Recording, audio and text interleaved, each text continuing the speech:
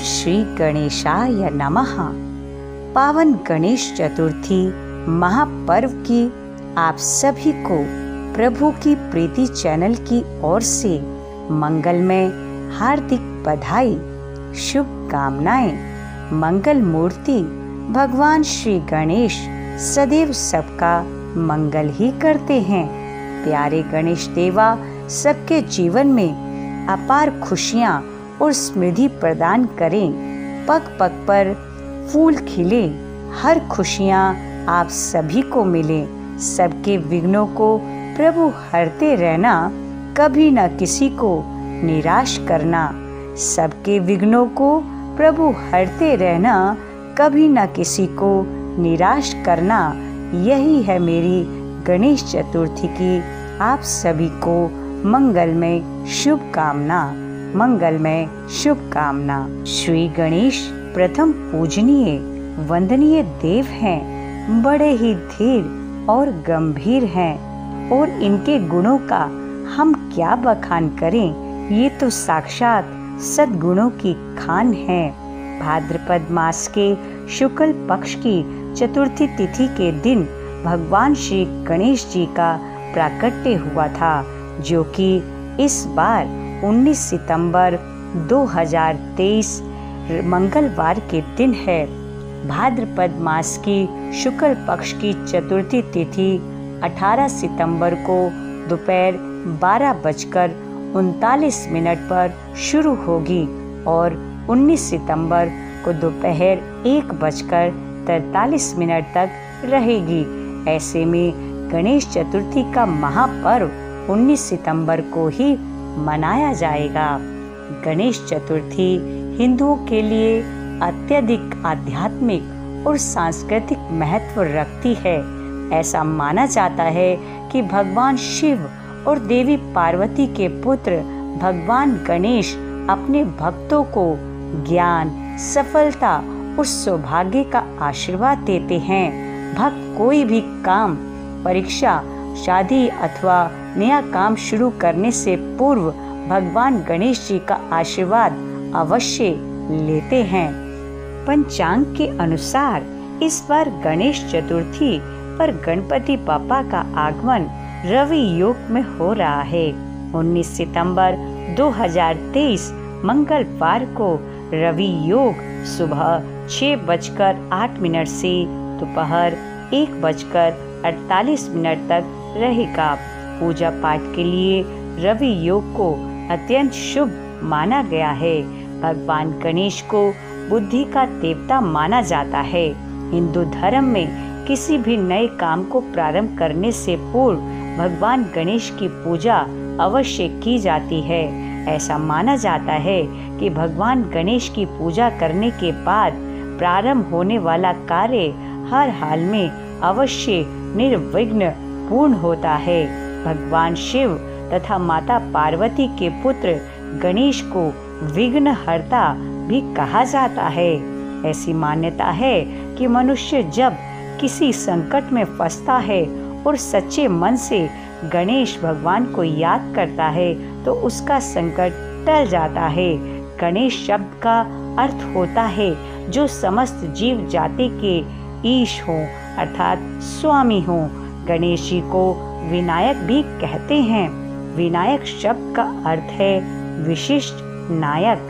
वैदिक मत में सभी कार्य के आरंभ जिस देवता का पूजन से होता है वही विनायक है। श्री गणेश उत्सव के इस पावन त्योहार के साथ कई सारी कथाएं भी जुड़ी हुई हैं, जिनमें उनकी माता पार्वती और भगवान शिव के साथ जुड़ी कथा सबसे ज्यादा प्रचलित है। शिव पुराण में रुद्र संहिता के 4th खंड में वर्णन है कि माता पार्वती ने स्नान करने से पूर्व अपने मैल से एक बालक को उत्पन्न करके उसे अपना द्वारपाल बना दिया था। भगवान शिव ने जब भवन में प्रवेश करना चाहा तब बालक ने उन्हें रोक दिया। इस पर भगवान शंकर ने क्रोधित होकर अपने त्रिशूल से उस बालक का सर काट दिया। इससे पार्वती नाराज हो उठी। भयभीत देवताओं ने देव ऋषि नारद की सलाह पर जगदम्बा की स्तुति करके उन्हें शांत किया। भगवान शिव जी के निर्देश पर विष्णु जी उत्तर दिशा में सबसे पहले मिले जीव हाथी का सिर काट कर ले आए। मृत्युंजय रुद्र ने गज के उस मस्तक को बालक के धड़ पर रखकर उसे पुनर्जीवित कर दिया। माता पार्वती ने हर्षातिरेक से उस गजमुख बालक को अपने हृदय से लगा लिया। ब्रह्मा विष्णु महेश ने उस बालक को सर्वाध्यक्ष घोषित करके अग्र पूजनीय होने का वरदान दिया। श्री गणेश उत्सव का यह महापर्व कुल 10 दिनों तक बड़े ही हर्षोल्लास के साथ मनाया जाता है। गणेश चतुर्थी से लेकर अनंत चतुर्दशी तक कुल 10 दिनों तक चलने वाला यह पर्व बड़े ही भव्य रूप से आज देखने को मिलता है। आजादी के आंदोलन में गणेश उत्सव की अहम भूमिका रही है। इस इतिहास से अधिकतर हम लोग अनभिज्ञ रहे हैं। आज भी इस इतिहास को कई लोग नहीं जानते हैं। आइए इस पर हम कुछ प्रकाश डालते हैं। 1894 में अंग्रेजों ने भारत में एक कानून बना दिया था जिसे धारा 144 कहते हैं, जो आजादी के इतने वर्षों बाद आज भी लागू है। इस कानून में किसी भी स्थान पर 5 से अधिक व्यक्ति इकट्ठे नहीं हो सकते थे और ना ही समूह बनाकर कई प्रदर्शन कर सकते थे। महान क्रांतिकारी बंकिम चंद्र चटर्जी ने 1882 में वंदे मातरम गीत लिखा था, जिस पर भी अंग्रेजों ने प्रतिबंध लगाकर गीत गाने वालों को जेल में डालने का फरमान जारी कर दिया था। इन दोनों बातों से लोगों में अंग्रेजों के प्रति बहुत नाराजगी व्यक्त हो गई थी। लोगों ने अंग्रेजों के प्रति जो भय को खत्म करने और इस कानून का विरोध करने के लिए महान स्वतंत्रता सेनानी लोकमान्य तिलक ने गणपति उत्सव की स्थापना की और सबसे पहले पुणे के शनिवार वाड़ा में गणपति उत्सव का आयोजन किया गया। 1894 से पहले लोग अपने अपने घरों में गणपति उत्सव मनाते थे, लेकिन 1894 के बाद इसे सामूहिक तौर पर मनाने लगे। पुणे के शनिवार वाड़ा के गणपति उत्सव में हजारों लोगों की भीड़ उमड़ी। लोकमान्य तिलक ने अंग्रेजों को चेतावनी दी कि हम गणपति उत्सव मनाएंगे। अंग्रेज पुलिस उन्हें गिरफ्तार करके दिखाए। कानून के मुताबिक अंग्रेज पुलिस किसी राजनीतिक कार्यक्रम में एकत्रित भीड़ को ही गिरफ्तार कर सकती थी, किसी धार्मिक समारोह में उमड़ी भीड़ को नहीं कर सकती थी।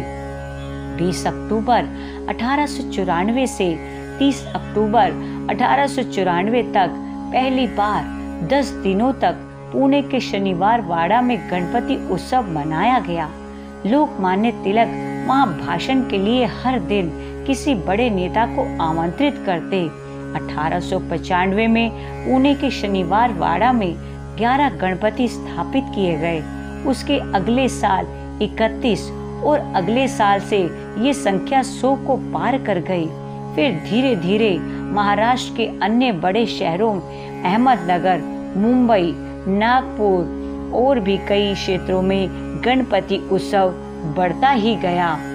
1904 में लोकमान्य तिलक ने लोगों से कहा, गणपति उत्सव का मुख्य उद्देश्य स्वराज्य हासिल करना है, आजादी हासिल करना है और अंग्रेजों को भारत से भगाना है। आजादी के बिना गणेश उत्सव का कोई महत्व नहीं रहेगा। तब पहली बार लोगों ने लोकमान्य तिलक के इस उद्देश्य को बहुत गंभीरता से समझा। आजादी के आंदोलन में लोकमान्य तिलक द्वारा गणेश उत्सव को लोक उत्सव बनाने के पीछे सामाजिक क्रांति का उद्देश्य था। लोकमान्य तिलक ने ब्राह्मणों और गैर ब्राह्मणों की दूरी समाप्त करने के लिए यह पर्व प्रारंभ किया था, जो कि आगे चलकर एकता का मिसाल बना। जिस उद्देश्य को लेकर लोकमान्य तिलक ने यह गणेश उत्सव प्रारंभ करवाया था, वो उद्देश्य आज कितने सार्थक हो रहे हैं। आज के समय में पूरे देश में पहले से कहीं अधिक धूमधाम के साथ गणेश उत्सव मनाए जाते हैं, मगर आज गणेश उत्सव में दिखावा अधिक नजर आता है। आपसी सद्भाव व भाईचारे का अभाव दिखता है। आज गणेश उत्सव के पंडाल एक दूसरे के प्रति स्पर्धात्मक हो चले हैं। गणेश उत्सव में प्रेरणाएं कोसों दूर होती जा रही हैं और इनको मनाने वालों में एकता नाम मात्र की रह गई है। इस बार हमें एक बार फिर से संगठित होकर गणेश उत्सव को इतनी खुशी व धूमधाम से मनाना चाहिए जिससे समाज में एकता व भाईचारा बढ़ सके। सही मायने में तभी हमारी पूजा सार्थक होगी। जी हाँ, पुनः आप सभी को पावन गणेश चतुर्थी पर्व की मंगलमय शुभकामनाएं। जय श्री कृष्णा, जय गिरधर गोपाल, जय मदन गोपाल।